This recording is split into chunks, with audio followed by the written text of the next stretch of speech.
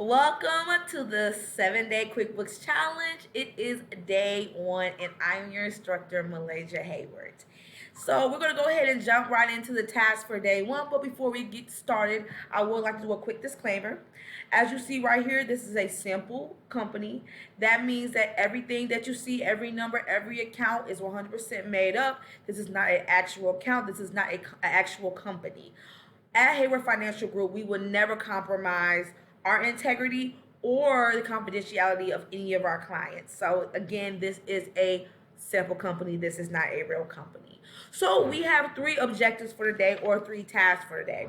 We are going to review and clean up the chart of accounts.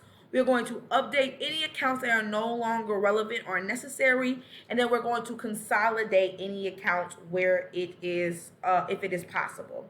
So let's go ahead and jump right in.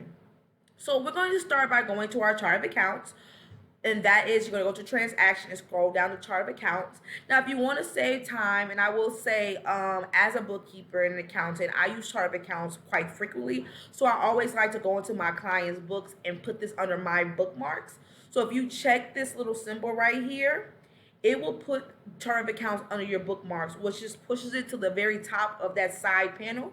That way I don't have to scroll or look for it. If I forget where it's at, it's right there where I need it. So go ahead and click that. So the first thing we're going to do is we're going to review our chart of accounts. So one thing that I would highly suggest, if you're doing this on your own without an accountant or without a bookkeeper, is that you go to Google and you search up your specific industry and see if you can find any examples of what a chart of account looks like for your specific business or industry. So if you are a construction worker, you will hop on Google and you will type in chart of accounts for construction company. If you are a salon owner, then you will type in chart of accounts for salon. That way you have an idea of what should be on your chart of accounts, what accounts are relevant to your business and your industry. Now, what QuickBooks does is it gives you default accounts. So it automatically puts in accounts that every general business has. But sometimes those accounts aren't equivalent to your business. So the first thing you want to do is just go through and see if there's anything that you might need to add. So if you have any loans, notes payable, long-term liabilities, different assets, all those things that are unique to your business will have to be manually put in by you. QuickBooks will not give you that, so you manually have to put those things in. So you want to make sure to go in and include those things. And then the next thing you want to do is pause the video and then go in and see, is there any accounts that QuickBooks has put as a default that aren't relevant to your business, or you won't be using, or you do not need. If you are a cash-based business, then you won't need accounts receivable. You won't need to keep this account. So you can go ahead and disable it or make it inactive. So let's say I go through it. I've added all the accounts that I want. I go through it again. I'm getting rid of some of the accounts that I don't want. The first thing you need to do when you're getting rid of an account that you don't want, or eliminate any unnecessary information or accounts, is any account with a balance, you will have to transfer that balance to another account. You will not be able to make it inactive before you bring this to a zero balance. So let's say if I click on inventory and I want to make it inactive, it typically gives you right here, to make the account inactive, QuickBooks will zero out its balance.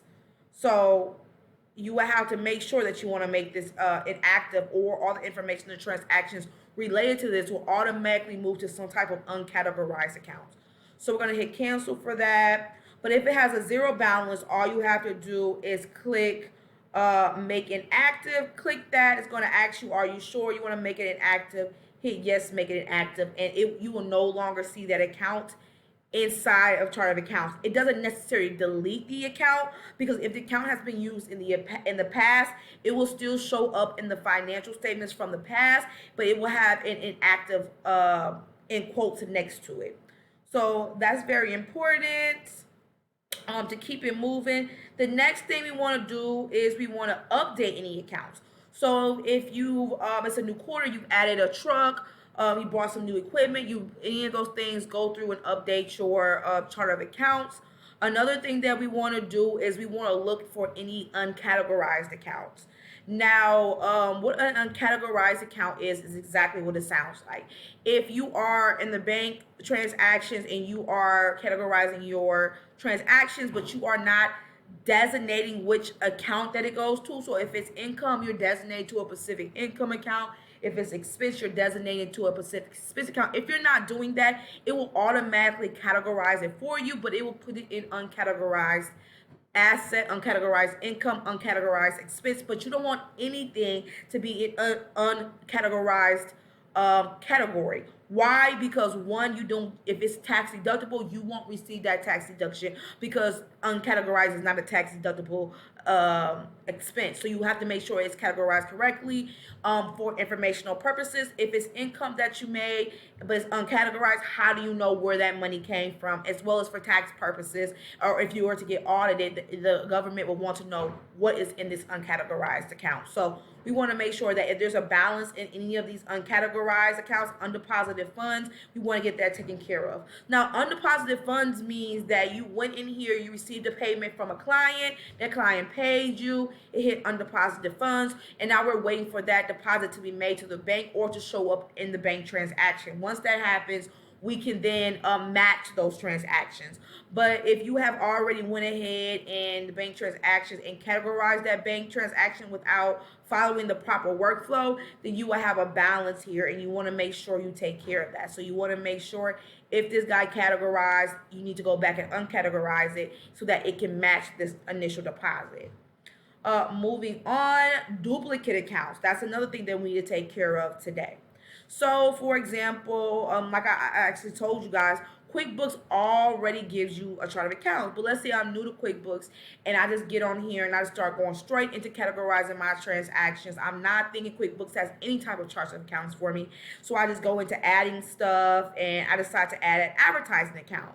But then when I go look at my chart of accounts, I see right here I now have two advertising accounts. So what I need to do is decide which account I want to keep and which account do I want to get rid of. Now, the number one way we can get rid of an account is we can, just like we did before, we can make it inactive. We can just go ahead and get rid of it. Another way, now let's say I have transactions in both of these, so I have a balance in both of these accounts and I want to merge them. So how do we merge those accounts? It's very simple. So you want to, let's say I want to keep this one. I'm going to click on the down arrow, but I'm going to hit edit this time. And I'm going to look and see how I have these exactly. Okay, I have expense, advertising, promotional, and it's named advertising. So we're going to save and close. Now I'm going to go to the account that I don't want to keep, which is the advertising and promotional account right here. I'm going to click this, click edit, and I want to make sure that this matches exactly like what the other account said. So everything is the same except this. We want to take this away and just call it advertising. Now, what's going to happen if we hit save and close is QuickBooks going to say this already exists. Would you like to merge the two accounts? You're going to click yes, and then it will automatically merge those two accounts so you no longer have duplicate accounts. Now, this is a very important first step because it makes the next step, or day 2 task, a lot more smoother. And day 2 is one of the most important days out of all of these 7 days.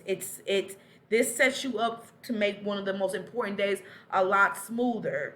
So that's super important. So I will see you guys in day 2. If you have any questions, please feel free to send me a personal email to info@haywardfinancialgroup.com. I'll see you guys in the next video.